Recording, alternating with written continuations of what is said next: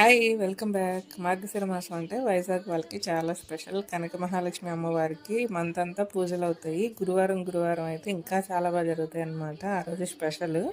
అస్సలు ఖాళీ ఉండదు. ఫుల్ రష్ ఉంటది. మేము కూడా ఇంకా ఆ టెంపుల్‌కే స్టార్ట్ అయిపోయాము. ఫస్ట్ రూ. 100 దర్శనానికి వెళ్దామని కొంచెం దూరం వెళ్ళాం క్యూలో. తర్వాత మా వాళ్ళకి తెలిసిన వాళ్ళు ఉన్నారంటే కాల్ చేశారనమాట.